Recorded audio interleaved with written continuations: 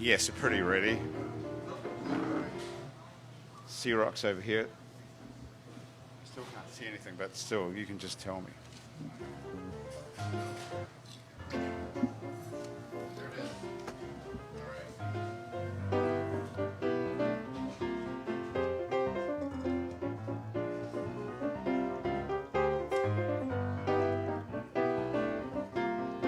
It's Happy Hour again from Uptown New Orleans. Hello, I'm Grant Morris. Happy Hour is part of the family of shows on the podcast network. It's neworleans.com. When you walk into a bar in New Orleans and you pull up a bar stool, you never know who's going to be sitting on either side of you. What you do know is no matter what they look like, what they're wearing, whether they just got out of a limousine or just got out of jail, they're going to be happy to talk to you because that's New Orleans and this is Happy Hour, a cocktail-fueled 60 minutes of random conversation with folks who have nothing in common. Other than we're all New Orleanians in a bar today, we're at the fabulous Wayfair on Ferret Street, where I stand corrected. They have a 3-hour happy hour here every day, Andrew Duhon. Not 4, like we've been saying for the last 5 years. Times are changing. Yeah, so things are really tightening up over here at the Wayfair. I guess it's so busy, I guess they're not interested in giving away an extra hour of half-price drinks. But for those 3 hours, which I assume is from 3 to 6 p.m., right? Ariane, would you agree with that? Yeah, it's 3. It is 3. That's 3 hours, right? 3 to 6 is 3. Thank you. Drinks are half price and the bar food is half price as well. So that's all I've got to tell you, other than to say thank you very much to Basics on Magazine Street and Hangover Destroyer and the Positive Vibrations Foundation, all of whom help make the show possible. I'll tell you a bit more about them in a minute. And if you'd like to be a part of our Patreon family, go to patreon.com and search for It's New Orleans Happy Hour. And for as little as $1 a month, you too can get extra stuff that you don't hear on the show, which I'm not sure what that is. C-Rock, do we know what that is even? Not yet. No, something. It's going to be something extra. It's going to be great. It's going to be awesome. So look who's here. Lauren Siegel is here, is the final person who we have not had on the show from Trapwise. Wait till next month. Wait till next month? Are there more people over at Trapwise who we don't know? There's a lot more. Well, it's nice to see you here. You too. Thank you for having us. Andrew, do you know what Lauren does? Have a guess. She's a travel booker. No, well, I'll give you one more guess, and that's all I'm giving you. She's the director of brand and culture. How did you know that? There you go. Because you handed me the sheet. Oh, yeah. She is the director of brand and culture at Trapwise. What sort of culture do they have over there at Trapwise? We have a great culture. What does that even mean? So you're in charge of the company or the culture of So the I actually clients? have 2 roles over at Trapwise. Director of Brand and Culture is kind of a new one, past few weeks. Yeah, Past we've few had a weeks. few big title changes. Yeah, it feels very Wow. fancy to have a director Okay. in front of my name. What were you before that? So I was an advisor, which is a client-facing role, and I still do that too. But, Client-facing. Sim, are you familiar with client-facing, what that means? I'm familiar with clients and I'm familiar with faces. Facing. Okay, Sim Ward is here from Wisnia. He's an architect at Wisnia, right, Sim? Yes, sir. Did you know that, Andrew? I had no idea. No idea. Guess what Arrianne Keelen does? She is a vocalist. How did you know? Yes, how did you know I heard that? you check that microphone and you knew what you were doing. Oh, okay. I gave it away. Ariane's a gospel singer, like a famous gospel singer. Killer. Yeah. That's awesome. I was interested to read your biography and stuff online and realized that there's a whole like parallel universe Oh, yeah. of gospel singing that I didn't even know existed until about half an hour ago. Absolutely. Well, I did it a little bit longer than that. It was about an hour, actually. But that's pretty interesting. So you're like a big deal, actually. Kind of. I'm pretty humble, but gospel's in my soul. So I do gospel, soul, R&B. I think that was kind of the foundation of it all. So I can't really see you. Are Well, you the actually sun's here? really The bright, sun is right and behind it's you. not I like know. yesterday with all that rain. So I I'm know. happy. Yeah, it feels great out there. So that's pretty Put a block exciting up to for have you. an actual like gospel star, because I'm surprised anyone who knows anything about gospel music would do this show, frankly. Yeah, well, I think gospel. It should go outside of the church. It should be everywhere, and it's the music in me. So I'm happy to be here. Are you an and evangelist? I'm born and raised that in New sense? Orleans. You know right, what I mean? so you have to be drinking.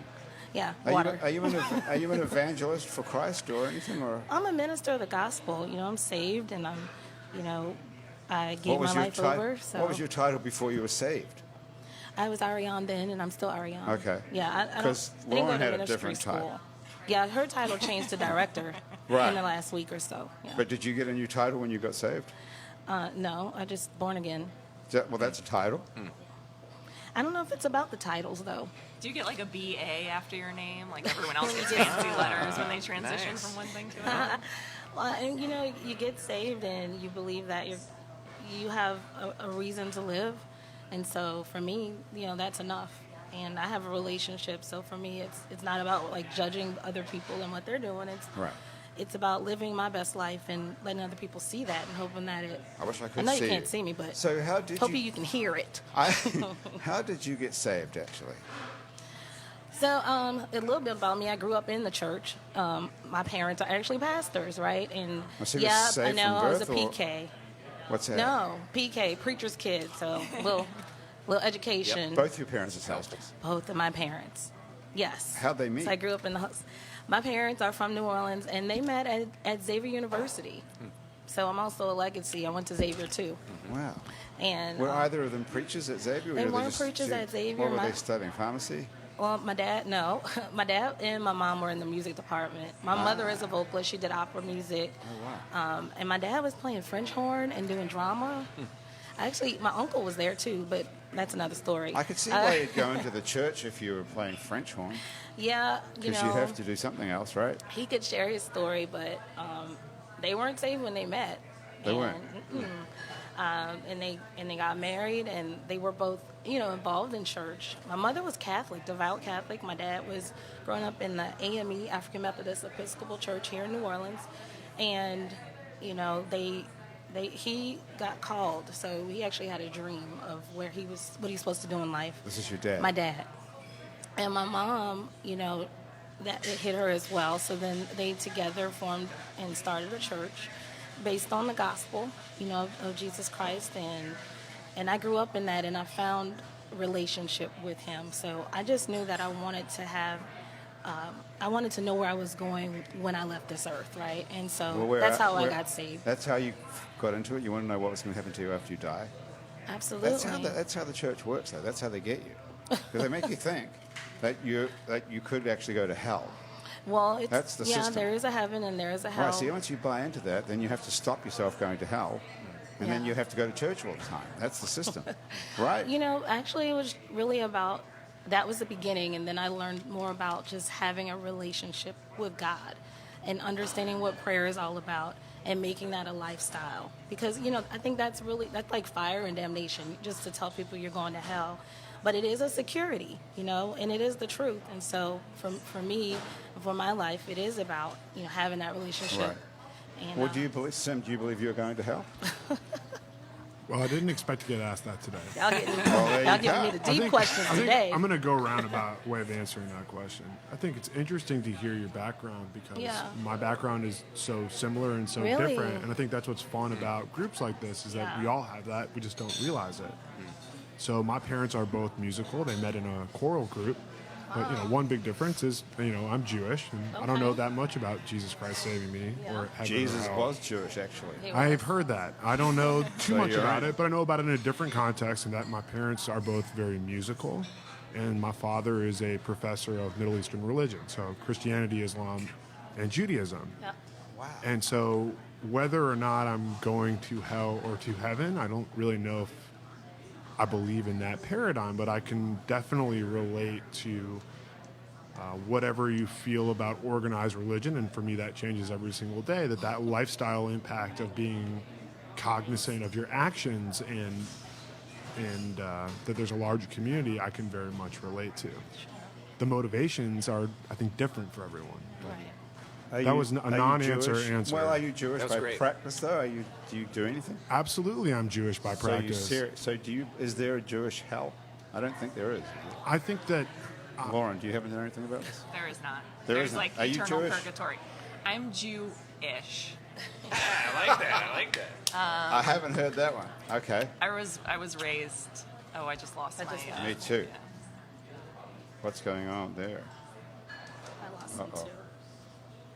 well, this was fun, guys.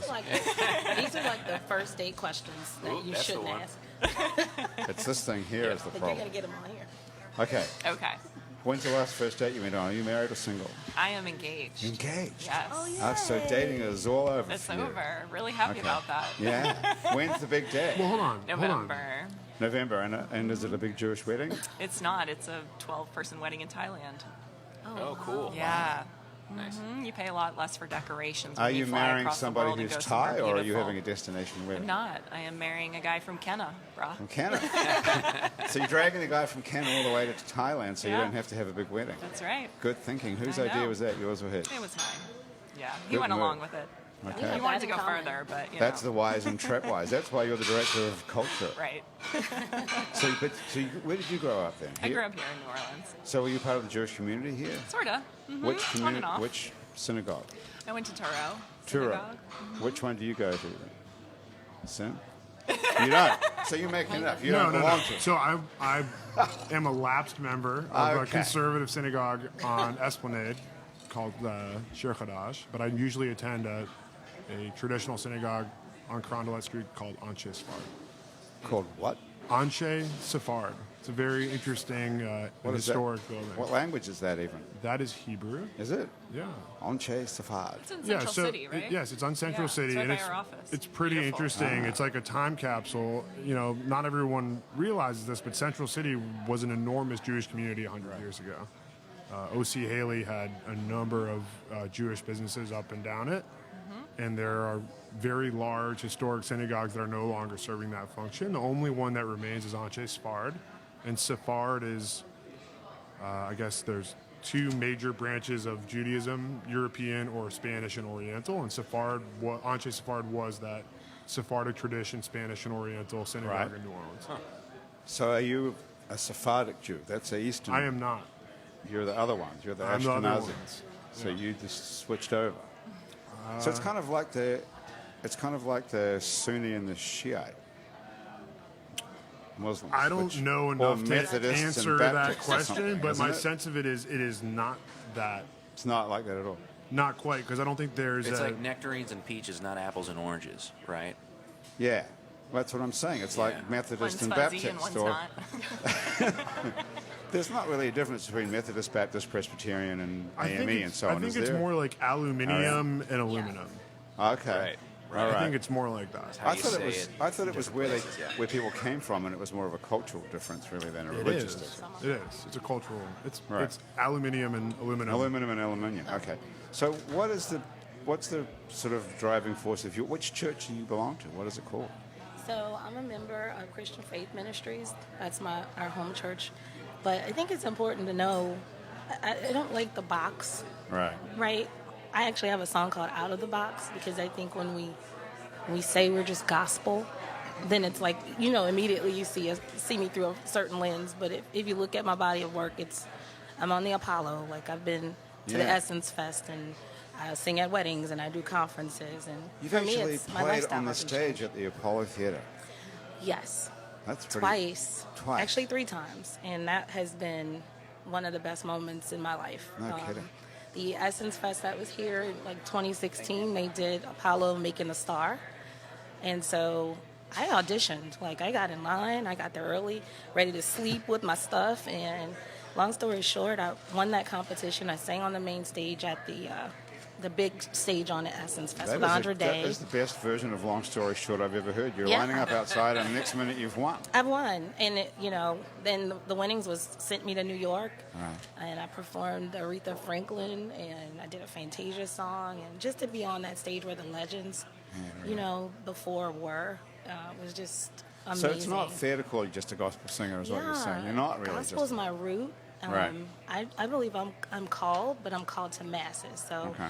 these doors are opening up for me, because I'm not going to change who I am, but my talent is like almost bigger than that. So that's why Jazz Fest opens to me, and I've done the Bayou Boogaloo, and I'm hoping to continue to move on that path. I'm a So New you look- Orleans girl ready yeah, to so move. you don't want to be labeled as a Just gospel singer. You yeah. want- so what would Nothing you like- wrong with gospel, Right. because I definitely sing it, and I sing it every Sunday now. Right. To be clear. People who sing the blues aren't necessarily sad people. Yeah. You know? Think about Gladys Knight. Atheists sing gospel songs, truth be Yeah. told. I think gospel is a door opener for it's a connector, Yeah. honestly. I mean, I remember my most moving moment was I think it was one of the races, and it was the only time I've ever run 13 miles in my life. I don't know, it was crazy, Yeah. but Good for you. they had the church on Napoleon and St. Charles. They had like their choir out, just like singing while all the I see. runners were running by, Memorial. and I was just like, oh my god. It's so inspiring, and it's really beautiful, and That's it a good way to reminded me get of religion Jazz when you're Fest. exhausted and you can't get breath. That's right. Suddenly That's the there's- When he perfect had time to chill. feel God. Yeah. I want to inspire I think it was you. mile 9, so Oh, you had 4 miles. Well, that's a long way to go, 13 miles. So you've never done it again. no. So you're Now not- I just do it for fun. Not that far. 13 miles. Do you run every day? Not every day, but a few times a week. Right. Yeah. Do you work out? Yeah, a little bit. I do walking. Walking, that's a good idea. This is me getting back into what I need to be doing. Yeah, I'm also a mom. That's not an excuse. No, that's real. But like really, I know that before. I That's had a my lot of 8 work. and my 4-year-old. So basically, you're stronger than a weightlifter. There you go. Yeah. Yeah. I know. I'll Basically. take them outside, I and remember that. we've gotten on the bike. You know, I'll play basketball with them, and then the other stuff is just trying to count steps. Oh. So you brought Reggie Nick with you here, Jay. Reggie He's in the Nick background. is He's not allowed to here. say anything, apparently. Absolutely. Well, he didn't want to. Reggie, do you want to say He anything, just wants Reggie? to say it with his. No, he doesn't want to say anything. He wants to be quiet. All right. So, do you want to play something, you guys? Yeah, come on. What are you Let's thinking go. of? What are you thinking of playing? I was gonna let y'all hear something that I wrote. Yes, that would be great. Especially Yeah. since we're not going to get sued for that. This one's- Nobody can come after us. What are you no, playing? this one is actually a song I wrote called "Can I Ever."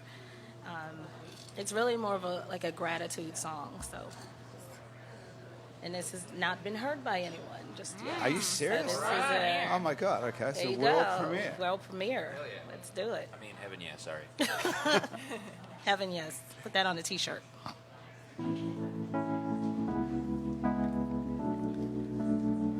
Yeah, yeah, yeah. I sit here alone, thinking about you, thinking how good you are to me. Your love is so pure, I did not deserve all your grace. My heart can embrace all your love, the way that you give, just so I can live. I'll never forget. Can I ever thank you? Can I ever show you that you mean the world to me? You are my everything. Yeah, yeah. Y'all want more? Today I felt so alone, wanted my mama, but like a big girl I had to stay strong. Then the phone rang, I heard mama say, the Lord hears your cry. Thought I'd call you to tell you Jesus loves you and cares, and you mean the world to me. You are my everything, yeah, yeah. Though I never can repay all this love you've sent my way, though today I will try, I know I never can thank you. I never can show you that you mean the world to me. You're my everything. Can I ever? Oh, I never can. Thank you. I never can show you. I never can. Thank y'all. Arrianne Keelen. Thank y'all. Nice See? job. Look at that, actually. Music hits everywhere. Harder, is it nice. harder to sing when you're sitting down than standing up? It's a little easier standing. But, you know, I lift my hands when I'm seated so I can really belt it out. And what's the intimidation factor like of sitting at a tiny little table with everyone staring right at you? Yeah, I think I'd rather large crowds because I don't feel like anyone's staring right at me. Yeah. What? But I've been doing this for a minute, so I don't know. I actually feel comfortable because we were like talking and stuff. Right. So I appreciate that. But you had such control of even your volume. You know, your intonation was really beautiful, but I think you were in this restaurant, and so you weren't loud, you know, but you still it was really melodic, and that's not easy to do, I imagine, you know. So it's Still I feel like powerful. I'm on without- American Idol right now. Like, this is great It's a judge. feedback. well, How much- let's see. Sorry. Yeah. Great well, assignment. My intonation was awesome. Yes. Thank Without you. a doubt. Zero.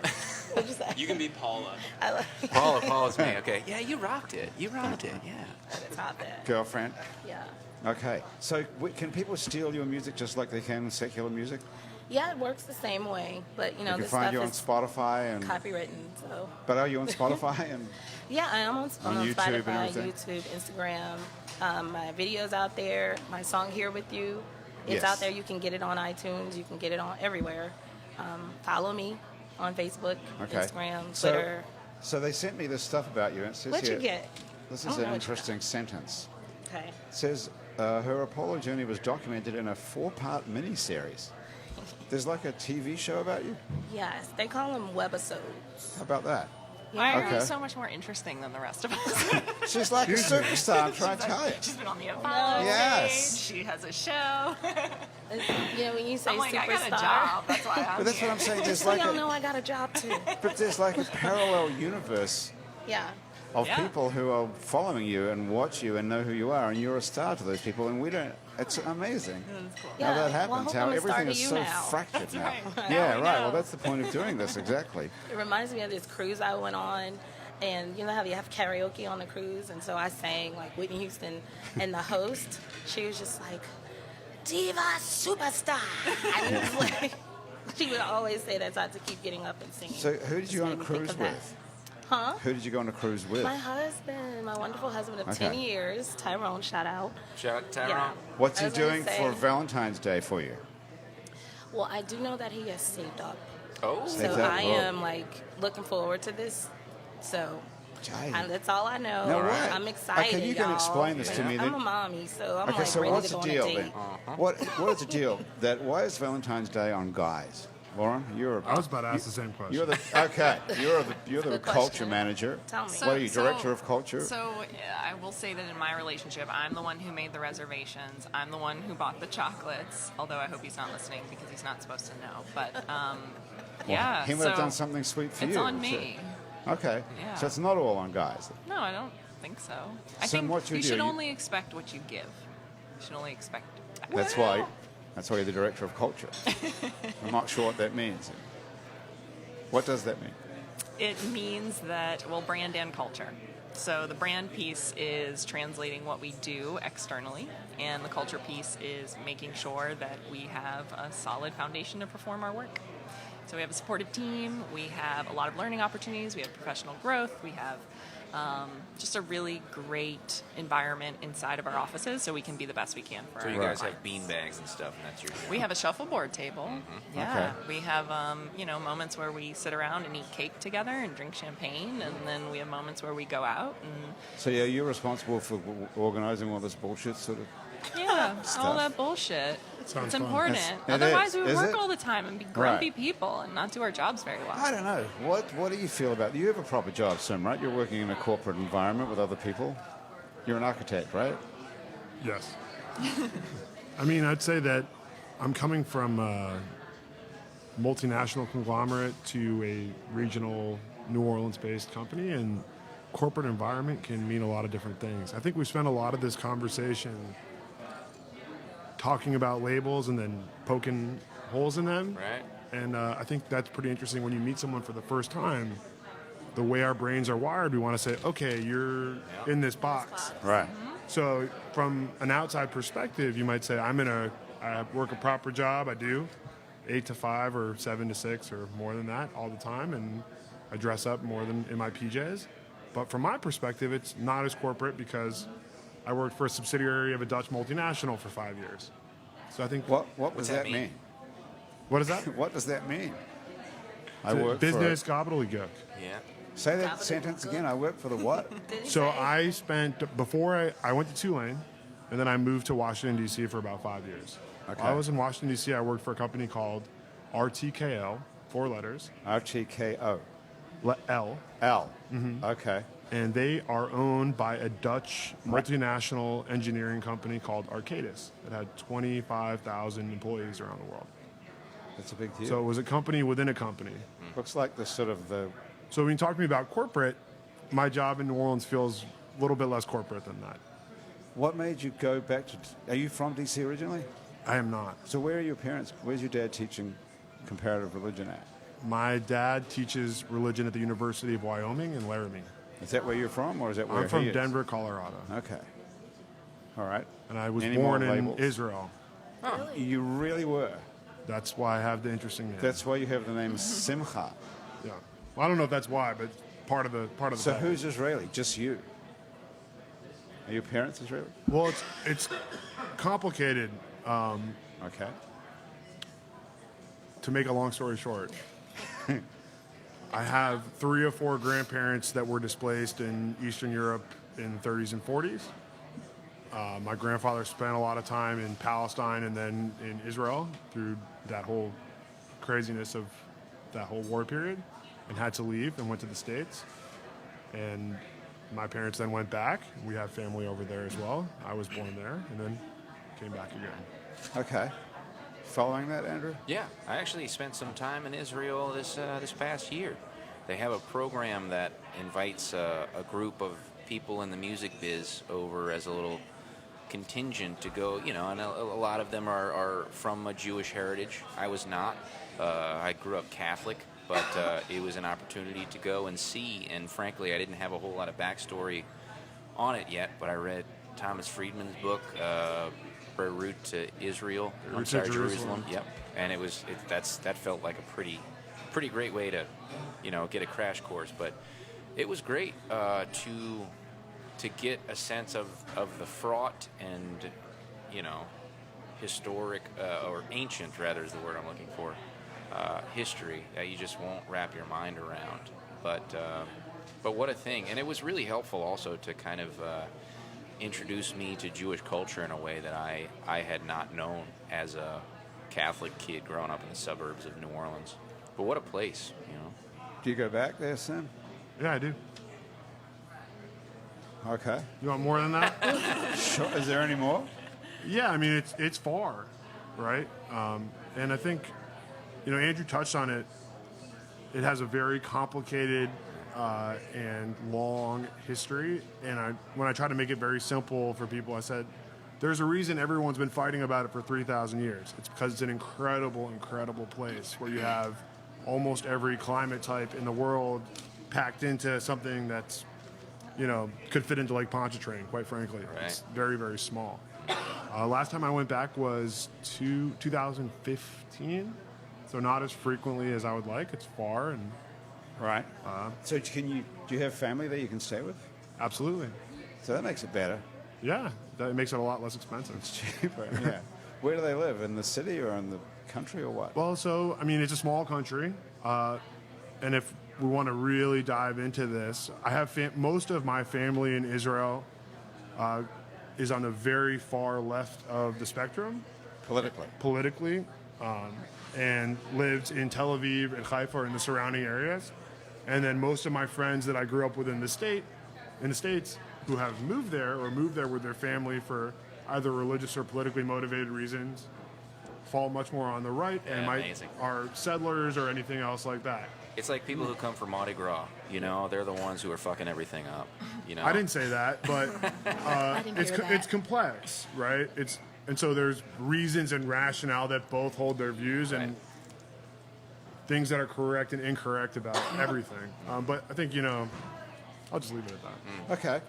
Pretty interesting to have another culture to be able to go home to in a sense, though. I think a point to be made there that I gather when you say that your relatives are coming from the left or whatever, there is a moderation or there's a moderate stance that one will find when they look their historic enemy in the eye, I think, and hear their story and share stories. That's what I heard, and that's conjecture, but I think people who are on the ground in places where in the script are sworn enemies on the streets are buying the same groceries and talking to each other, and it's, New Orleans is the perfect example of that, where sometimes the power structures will try to get different groups to go this way or that way, and yet somehow we all still go down to the parades and are sitting there side by side enjoying each other's companies. So I'd say, With the Saints. yeah, or we're enjoying the same. Right. So we have much more than unites us than divides us, and it's. Well, you live in New Orleans and you travel to the Middle East. Do you think that you could, is there an example in New Orleans that you could solve the Middle East peace crisis from? championships. Yeah, I don't know. I mean, I don't think I can solve much. Really? You haven't had an epiphany? I have On the not. flight I over have there not from- had an epiphany. I mean, I think that we struggle with a lot of the same things here, honestly, that we're struggling with all over the world. It's pretty simple. If you treat everyone equally and invest in everyone and give everyone the same opportunity, better things happen. Everybody says that they do that, though, but somehow it doesn't. I don't seem- think everyone says they do that. Don't you think that? Isn't that written in the Constitution even? Yeah, That but was it was right on it was cue. written in the Constitution and disenfranchised more than half of the country at the exact same time. Well, that's the whole thing. People say, I mean, everybody will tell you, every politician and every person in the church and everywhere will tell you that everybody's equal and we treat everybody equally and everybody gets All a right, fair let shake. me put it in I don't know really if everyone would say that. let me put it in really concrete think? terms. What opened my eyes. I grew up probably drinking a little bit more of the Zionist Kool-Aid than I should have, but I think that there's a lot of principle and rightness to that. But what made it very clear for me, I work in architecture, urban design, building things, and I never realized that Muslim communities who are citizens of Israel do not get the same amount of infrastructure investment that Jewish communities do. We see the exact same thing in New Orleans. I don't need to spell it out any more clearly than that. So Right. whether or not they're enfranchised or have the same amount of votes or have political power or anything else, that's the reality of how appropriations flow. Right. And until that changes, you're going to have people that want to divide. Well, that's just what I was just exactly saying the same thing. That you can say one thing, but it doesn't actually work out in practice. Because we live in a system that perpetuates. So it's the system. It's the system. It's a systemic challenge. So and how do we change it? You're a systems person, right? Sort of. Okay, in so some how ways. do we change the system? Change the culture. One person at a time. But isn't the system the opposite of one person at a time? Isn't the system, System the is the underlying? collective of the people. Yeah. It's the IPA. Is it just a collective of individuals, or is it some bigger, grander tapestry? It's the collective of individual influence that leads to the greater power.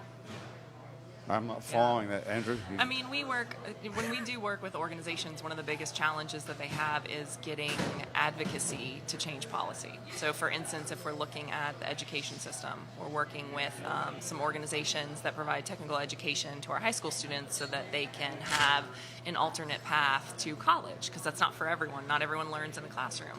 So some kids want to do media arts, some kids want to do construction, whatever it is, they can have a viable future.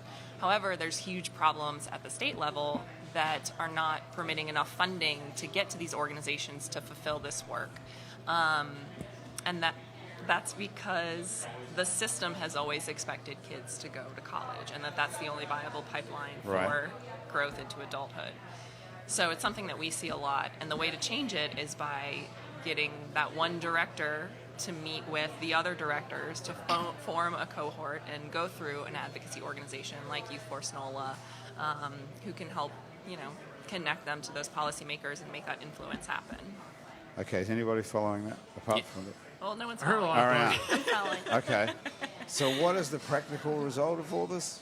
The practical Yeah. result is policy change. Policy change. Yeah, so that funding can get to the right place, so that we actually do have equity in education rather than just a system that says that everyone is equal when it's actually not true. So do you believe in a socialist revolution, or? I don't know if that's what I'm saying. That's a little intense. So you just think, otherwise you're relying on people's goodness. Yeah, you're relying on the desire of each person to make an impact. And I think it goes back to the faith conversation and heaven and hell, right? Some people have heaven and hell while they're on earth. And as long as you believe that you're working towards your heaven, whether that's now or after you pass, then that's your impact. And that drives people to make change happen. That's how you kind of inspire others to follow along with you. The greater goal. Yeah. at the end of the... Yeah, and we need those people in our lives to kind of make us Find the make us work. I would say it's finding that commonality. I think you're saying that as well. What's the benefit for everyone? And then finding those. I'll say I have a it's change management background too. So Do you? yeah. What do you do? Well, I won't plug my company, but I do work. I've worked in change management. I've done marketing and HR, so organizational health. Change And, management. and most of it, Didn't make it on you heard of that? No. What is Most change of it management? it's about influence because change it's always happening, but it's preparing people for that because when you change something so drastic, so a system that's always existed the same way, then the culture expects that. But when someone wakes up and says, you know what, this is wrong, like Martin Luther King, right? Then he has to harvest support, not just within his group of people that think like him, but finding other people that have that commonality to say, okay, this is wrong and we can make this different. And then inspiring them. So maybe it's through gospel music, maybe it's a marathon, inspiring them to move towards that greater good or that greater goal where everyone benefits. And then, before you know it, we've all changed. But we have to, with change management, you have to understand in the beginning, who are those people that are going to be impacted and what are those impacts going to be, right? And then you want to say, well, how can we help How can make we that a align? little less, have less friction for those people? And usually that's just talking to those people and finding out, well, why would this be hard for you to live through? Or Are you talking about therapy here, or it might be therapy. Or Sometimes it's a focus group is social work. therapy. well, what do you actually do? Are you Yeah. a social worker, or are you I'm a not a business social consultant? worker. I work with a corporation. And What exactly is it? well, Are you a it's- business consultant? I'm not a business consultant. Right now I'm an analyst, but I've worked in HR for years. And when you work in that, you learn about change management as a skill set. There's like certifications for it, and what's funny is that I have this parallel universe in music. Another right? one, yeah. Yeah, All right. but I see that right now the world is changing so fast, and you have to be prepared for it. And if you notice, usually that's the big fear. People think that the way that they live, if this change happens, then oh my God, that everything that I know is going to change. And sometimes it's just talking to that person to say, you know what, this is what's really going on, and here's how it's going to benefit you. Right. And we understand how you feel because this is changing everything that you know. But look what's going to happen It's after it helping happens. people see past the what's changing that's right in Yeah. front of their face and understand the why The it's why. changing. Right. And adding the what's in it for me. You sound like you're suggesting that you're trying to talk someone into something that they're not happy about. Well, yeah, they may not be happy about it, but Well, change, what you're are not we- going to always I be think it's happy. about helping them see the vision of the Exactly. purpose of what's happening. It's like that quote, the perfect civilization will be the one that plants the trees that they will never find shade in. It's for the next generation, so to speak. But what are we actually practically talking about for practical purposes here? Like, what sort of a thing are you talking about? Well, Someone one is example. moving to a smaller office, or getting paid less, or... Well, I So, think, so go there's ahead. like adopting technologies or bringing in a new leadership or bringing in a new performance management structure or new bonus structure. There's all kinds of changes happening in the That's workplace. what I'm hearing is I'm going to get paid less. I'm going to work for someone I don't like. No. Is that why you're trying? No. Grant, can I switch gears for a second? Because this is something that in my corporate world Background? that I'm thinking about a lot. And one of the things, we're trying to instill an environment of continuous improvement and of growth and of education, and that's a change for... Go on. Sorry. Oh, sorry. That was sign language. I didn't know what that meant. Anyway, so what I'm curious about is, American as you come in as a change consultant, or you come in brand and culture a little bit outside of, I know you're also client-facing analyst, but when you come in from outside of a team and try to implement a change, it doesn't stick. Right. That's my experience. Definitely. My experience is that if you don't get buy-in from the 22-year-olds that are starting and from the people that are a little bit older that are leading, Totally. nothing happens. You just bang your head against the wall. So I'm wondering how you confront that and encourage change when you're coming from outside of that dynamic? Well, so the first step in the process, and I'm sure you share the same thing, is the stakeholder consultation process. So when we go into an organization and they're facing a challenge, or we're doing strategic planning, or they're thinking about changing their commission structure, whatever it is, we most of the time will begin with talking to 360 degrees of the organization. So we're talking to leadership, we're talking to, entry-level folks, we're talking to everyone in the organization. If they have a board, we're talking to the board, we're talking to users or customers, whomever is, walking in the door every day and actually buying these services, to see what is it that is going to be the best form of that organization in that person's point of view. And so after that process, which could be a month, it could be a 6-month process, we have done everything between 5 and 250 people in that process. And so then what you do is take the key themes and the insights that come out of that. There's some commonalities across all of those groups that you can identify and put little nuances on them so that they make everyone happy in the end. And so that's where you start your planning when you're planning for a big change for the future of an organization. And this is the sort of thing you do as well, Arianne? I've done some of it. Okay.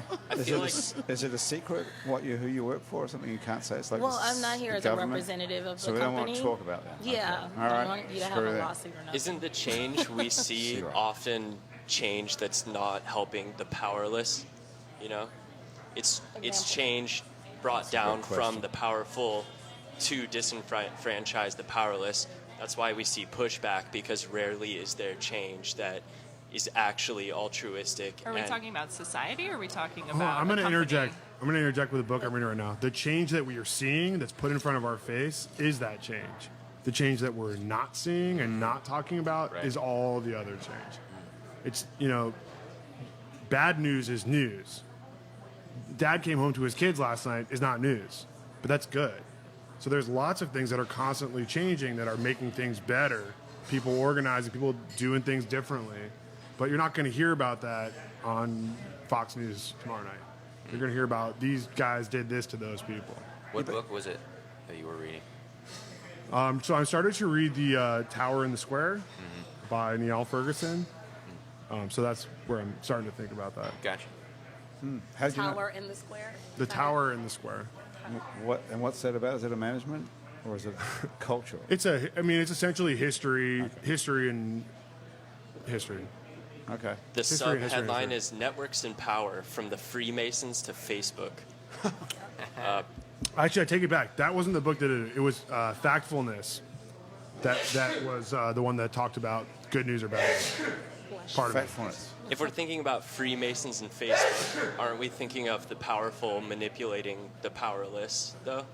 That's what all these conversations sound like to me. They sound like ways exactly what you're saying, Sirach, of talking people into doing things they don't really I want think to do. there That are isn't for their own organizations good, really. that are not set up to have an inclusive change process.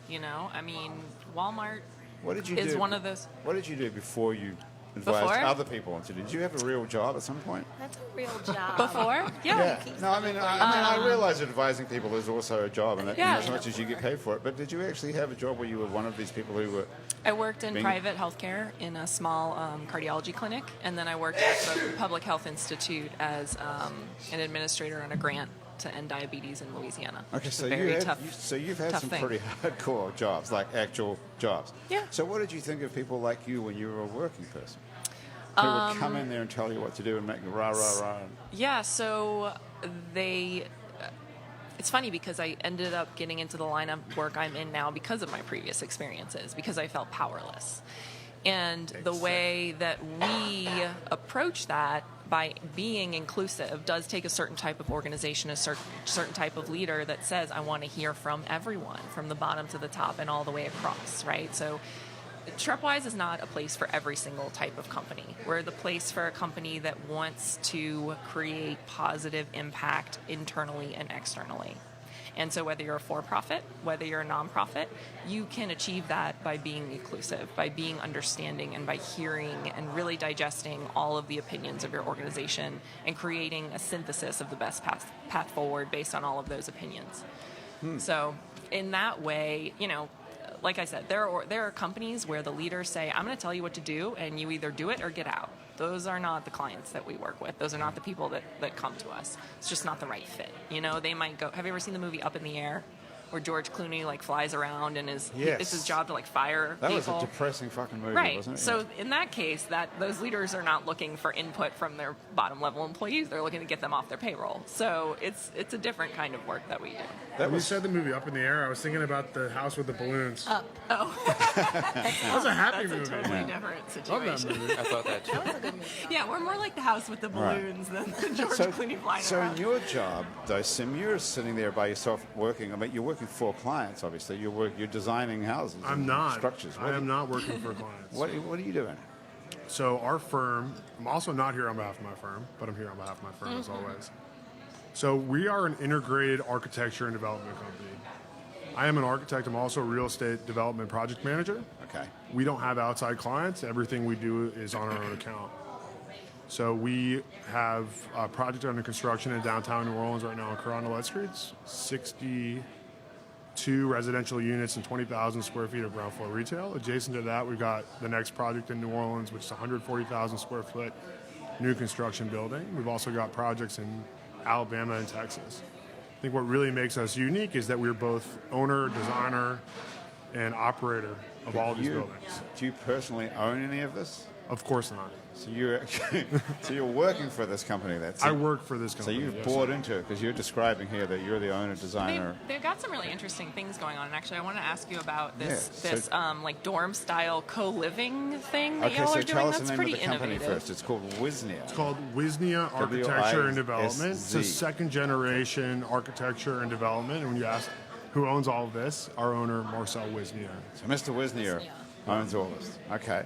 So go on, Lauren. What were you going to say? Yeah, I was going to ask you about this co-living dorm style for grown-ups stuff that's going on in that building. Yeah, in so Carondelet. that is not on Carondelet. Oh, okay. We're calling it Two Saints, and that's because it's at the intersection of St. Charles and St. Joseph. Okay. So Two That's Saints. And it was pretty straightforward after it was very complicated. People have been living informally with roommates since the dawn of time, whether that's, people going on Craigslist together, that's not the dawn of time, towards the Barbizon Hotel in New York City at the turn of the last century, where young women who were moving to New York had a place to share a living environment and share a social community as they got new jobs in the center of the city. What we're trying to solve with this building is that buildings have not been built to intentionally share. They've been built for one or two people to maximize the amount of money they pay for a beige box, essentially. They haven't been built and designed with consideration to how architecture can influence community building. And so with this project, and because I work for a guy that is an architect and developer and thinks a little bit differently and has a longer term vision than some of the other folks that you'll see, what we're doing is building a 218-bed co-living facility. I don't really call it a dorm, but I can understand why people would say that. And every single bed in this building is priced that it will be affordable to the average person that lives in New Orleans. So there's a lot of challenges that I'm very used to hearing about that. It's like, oh, so you're telling me I'm going to rent a bedroom, bathroom, and closet, but I might not know who I share my unit with. People do that all the time anyways, but this opportunity is going to make it better. So all these units, the bills are included, they're all clean, the furniture is all included, the pots and pans, the dishes, the silverware, all that's included. Yeah. The amenity package is more like a hotel than an Yeah. apartment building. It's really interesting because it goes back to what we were talking about, change management. I mean, you're changing the way people think of living. Didn't and we that's used to call this a kind of motel, innovative. though? Well, no, because a motel, you would be taking one room privately for one night or for some different amount of nights. So this is a Right. motel that I'm going to lease for a month or a year. No, this is the exact same as when I moved to Washington, D.C. and found some roommates on Craigslist and didn't know who they were. Okay. This is just better than that. Okay, Is so there how's this? screening involved? Go on. Is there some screening in Of that? course. So Okay, everyone so gets you know. screened, background check, and financial check. By you. Nothing by me. And I think that's a really good point. Who's doing that? So there is a company out of New York City called Common, and it's not like this is a thing only in New Orleans. It's happening all over the country, and it's not just New York and San Francisco where things are really expensive and it makes sense. It's also Chattanooga and Syracuse and places where it's a lifestyle, totally a lifestyle decision. So I'm seeing 3 tiers of bed pods that surround a kitchenette. Is that what we're talking about? Not quite. Not quite. Not right. Yeah, I mean, it would never compete here if it was that, because New Orleans is not a coastal expensive market like that. It has to make sense. Right. So I think why it makes sense here versus elsewhere is I share a shotgun house with my wife, right? This is a real life. You actually do. You're not making this up. I'm not making any of this up, but I am married and I do live in a shotgun house. Okay. And in a shotgun house in New Orleans, if you live with more than one person, there is no privacy. Period. Full stop. You have to walk through someone else's bedroom, or even when you live with your wife, there's still no privacy any other way. You can't separate because the rooms all connect to each other. To go to the kitchen, you got to go through all the rooms, right? So that's what everyone is experiencing. The other thing, they don't have any closets, they don't have any storage, and you share a bathroom with everybody else. So what we're doing in this place is everyone gets their own bedroom, their own bathroom, their own walk-in closet. There's some that are not walk-in, but they're big, and that's yours. That's totally private. That's typical as what you'd see at any new apartment building downtown. And people want that, and they just can't afford it. So what we're doing is by dividing it up piece by piece, we're making it much more affordable. Then you share a living room, dining room, kitchen, which is about 2 times as big as a conventional apartment building, and it's designed to have discrete zones. So if you're in the kitchen and I'm in the dining room and you're in the living room, we're all in one room, but there's enough space for us to do our own thing or to be together. Sounds pretty cool. You know, I will say that I recently changed roommates. I've been living at the same place in Mid-City for like 4 or 5 years now. Not in town a lot, so it's great. I don't have time to move is what I like to say. But it's also a great spot, and our bedrooms are in a shotgun, but they back up. So, you know, we have more or less the best privacy you can get in a shotgun. But what I did notice, and what I wanted to get to, is my last roommate was hanging out with his girlfriend a lot more. He wasn't around. And now I have a roommate who's around more, and it's kind of fun to hang out with him. I imagine this commune style. It's like, oh, my dude's over there. Or, oh, you know, I was hanging out with her the other night. Let's get a coffee. You know, there's a little more camaraderie. Sounds pretty interesting. I want to jump in on that because that point's really important. We have a bunch of multifamily apartment buildings that we have designed around the country. And when you live in a regular apartment building, you have a hallway, and you walk into your apartment, and you never meet anybody. Right. When you live in New Orleans, not only are you meeting the people you're living with, you're hanging out on your front porch. Cheers, good to see you. Yeah. Meeting all your neighbors. Mm-hmm. Yep. When you live downtown in an apartment building, it shouldn't be any different. So this building's been designed so that every unit has a little front stoop. It's not huge, but it's talking exactly about that. That's a great idea. So everybody gets a balcony. So, it's a front stoop, a little seating area in front of the apartment that opens to a courtyard. And the idea is exactly what you said. If you end up getting to know the people you're living with, you want to stay and be a part of the community. Yeah. Otherwise, you're just chasing the lowest rent or the coolest amenity. This is a super cool idea. It's called Two Saints. Yes. Two Saints. Okay, talking about saints. Do we have another song from That's a perfect segue. Arianne Keelen? That's my gospel roots right now. What are you We're going to talking play about for us? community and saints, and I'm going to do a hymn. It's going to have a little beat to it. It's called God Has Smiled on Me. Have y'all heard that one? I don't think so. No. Andrew Good, more could do education today. Andrew That's can do good. backing vocals for you. And it's easy, so feel free to sing along. Take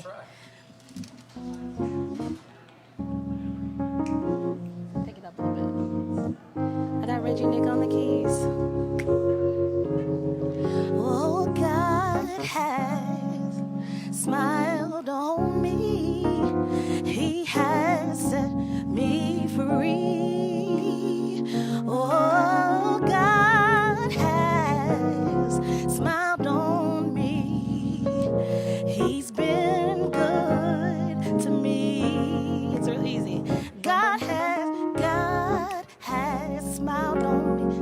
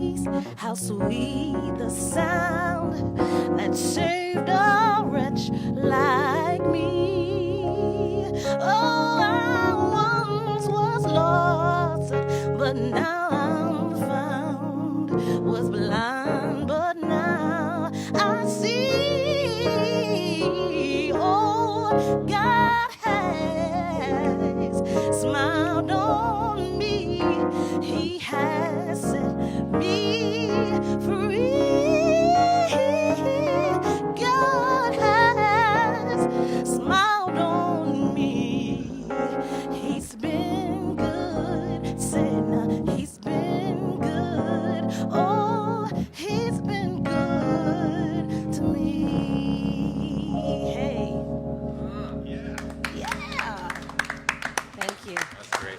God is smiling. What does he look like? He's smiling on me. Is God always He's happy? in the wind. Is he smiling constantly? He's always happy? I feel like that. You know, think? I Is feel it like he? he's Is smiling Is your on God me. always happy, Sim? I want him to smile on me. Is yeah, Yeah? Is it the same God? He's been good. absolutely, maybe. Yeah. You ever seen those? Absolutely, maybe. He's been good to me. Grant, you seen those shirts that say God is a black woman? I have not seen those shirts, no. They're Is around. it? Speaking of, can I just say happy Yes. Black History Month, everybody? Amen. Okay. Yeah. All right. For that. And I hope you guys will come and see me at Jazz Fest. Okay, to tell us where we can see you, because we're going to have to get out of here in a second. So where do we Absolutely. find you? First of all, you can find me at Arrianne Keelen. That's ARRIANNE. Keelen, which is KEELEN. I have my own website. I'm on Facebook. You can put in Ari Key on Twitter. I'm on Instagram. And then I will be at Jazz Fest. This is my second year. I'm super excited. The first day is Locals Days. If you're local, come out and see Yeah, me. that's I'm going to be Thursday, at the 12:05. 25th of The 25th of April. That's going to be the best day That's at your Jazz Fest, birthday. actually. It's your birthday? Hey! Can April you get 25th. up? Can you get up on stage with Ariane? I'll What be like, stage are you Lauren, on? hey, Yeah. shout out What to Lauren. stage It's are her you birthday. on I'm at? going to be in the gospel tent. The gospel tent at This is the at noon. 50th year, y'all. So Yeah, I'm like right. really excited. Mahalia Jackson, like, come on. 50 years, and I get to be on that stage. So this is So, Thursday, the 25th of Thursday, April, the which is going to be 25th the of only April. good day to go to Jazz Fest. That is the Frankly. locals day. It's the Yeah. cheapest day Oh, if you're yeah, local. there's discount. And So it's the- please, y'all, it's check the me But out. it's the first Thursday this year, not the middle Thursday, which is the Rolling Right. Stones. This is a new day. Yeah, They this is added the this first day. day. This is not the Rolling This Stones is going to be day. the greatest Jazz Fest day in 50 years, probably. Yeah. actually. Yes. I got to go to that. Yeah. I'm like, I would you be want there to at be a 12 part of o'clock it. for that, yeah. Come see me, Okay, cool. And check me out on all social media. And please go see my video, like me, follow me, buy my single. Okay. I'm independent right now, so All right. the Well, support it's been counts. a pleasure to meet you, been Ariane great Keelen, meeting I you must too. say. I've heard all about you over the past You little learned some while. Yeah, Monique Pyle, our music director, told me that you're an awesome genius. And Oh, she she's is so right. sweet. You have a great voice. Thank and you. It's Yeah. been great to find out what's going on in the Thank gospel world. I you. mean, it's an interesting doorway that we Yeah. can, all of us can walk through and check out more about it. Door. Thank you so much for That's being my here. goal, to be the door. And Lauren Siegel has been here as well, who's Yeah. currently the director of brand and culture at Trepwise. But maybe you'll be promoted beyond that. Who knows? Maybe I'll be. What's the next step up? The evil genius of Trepwise. I don't know. Someone's got to be in charge of that place. What right? happens after you become director of brand and culture, which was only 3 weeks ago? What were you surprised by that promotion, or were you expecting? Kind of, sort of, not really. Right. Yeah. You thought it was I wasn't about- expecting a title for it. Okay. I was just expecting, hey, you do this. All right. Cool. More money? So You get paid more, right? I do not. No. You need to talk about but we change. get treated Talk very about change well, so management. I can't complain too much. You could do some change management on that.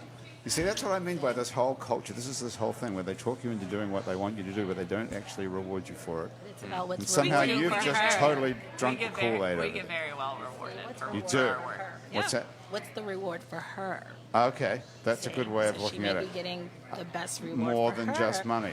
Right. Life is not just all about money, We Ariane. see Just that with remember that. generations. Right. People have different reasons. Yeah, So we get Yeah. opportunity to grow the company. So Maybe you'll go to heaven. exciting. That's enough for yeah. her. Trepwise on the moon. All right, okay. And Sim Ward, do we call you Simcha really, or That'd be great. most people call you that? No. They don't. I mean, I'm used to hearing everything under the sun, so I'm cool. with What's the most common misconception? Simcha?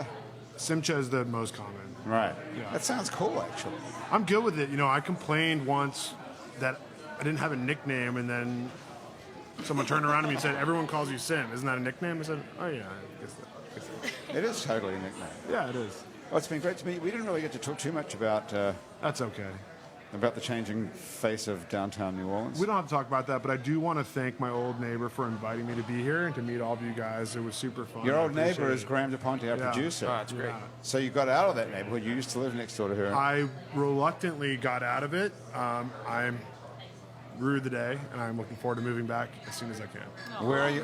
Where are you living now? I love where I live now too. I live in Bywater, between a triangle of wonderful bars like Vaughn's, BJ's, J&J's. I'm just right in the middle of all of them. Nice. That's a cool spot as well. Talk about happy hour in New Orleans. Yeah, that's really. right. Hey, Happy Hour today's been brought to us by Basics on Magazine Street near Jefferson Avenue, where you can get a fine lingerie and you can get a full range of fashion swimsuits, workout, and yoga clothes as well. You can also thank Hangover Destroyer, the only all-natural product medically proven to prevent a hangover, for bringing us today's show. You can go to hdestroyer.com, which is their website, and write Happy Hour on the coupon code and get 30% off of Hangover Destroyer so you too can seize the dawn. And thank you as well to the Positive Vibrations Foundation, who create and encourage community through the development and preservation of the arts, music, culture, and heritage. And if you'd like to be a member of our Patreon family, you can not just listen to this show on a weekly basis, but you can get all sorts of other additive things as well, which C-Rock here is in charge of, and Asher Griffith, who has put this whole thing on Facebook Live today, can send you extra stuff. To find out about that, go to patreon.com and search for It's New Orleans Happy Hour. And thank you very much to Ariane, Lauren, and Sim for being here, and Andrew Duhon as well, of course. That's been Happy Hour. And to Reggie Nick, who refuses to say a word. Thank you very much. Very nice piano playing. The producer of our show is Graham DePonte, your old neighbor. Our associate producer is April Love Stolth, and our music producer is Monique Pyle and Christian Unruh. Thomas Walsh is our technical director. Our Facebook Live feed director is Asher Griffith. Our fact checker and social media connector is Andrew C-Rock. And our theme music was typically written and being played by Mitch Forney, but today Reggie Nick is making something up as we go. Has this got a name, or it's just improvised? If you'd like to be on our show and you can drink alcohol for an hour while sitting upright in a chair, drop us a line. Our address is on our website, itsneworleans.com. We can also hear many other hours of Happy Hour that we've recorded previously, as well as some other shows you make around here, including Out to Lunch with Peter Raschuti, live from Commander's Palace, Louisiana Eats, with Poppy Tucker, and our award-winning podcast about death called Death for Podcast. Check that out, Ariane. You might find that interesting because it's also hosted by somebody called Ariane. You can find other great Louisiana podcasts at itsacadiana.com and it's batonrouge.la. You can keep up with us on a bunch of time-sucking social media like Facebook, Twitter, and Instagram, and all of it. We're called It's New Orleans, and you can find photos from the show and all those places, as well as itsneworleans.com. Those photos were taken today by Jill LaFleur. You can find more of Jill's photos at lafleurphoto.com. Should I slow it down, Reggie? Sound a bit more. It's coming up right on 2 minutes past the hour. If you're listening to this on your favorite podcast app, thank you for subscribing to us, and take a moment, if you've got one, to rate and review us. That helps other people find us. If you're listening to us on Spotify, you can follow us and get Happy Hour delivered to you each week. This show was recorded live today at Wayfair on Fred Street in Uptown New Orleans. Happy Hour is a production of I Know Broadcasting for itsneworleans.com. For Andrew Duhon, myself, everyone around at the table here at Wayfair and back at our office at I Know Broadcasting, thank you so much for joining us. I'm Grant Morris. We'll see you back here next week for more Happy Hour.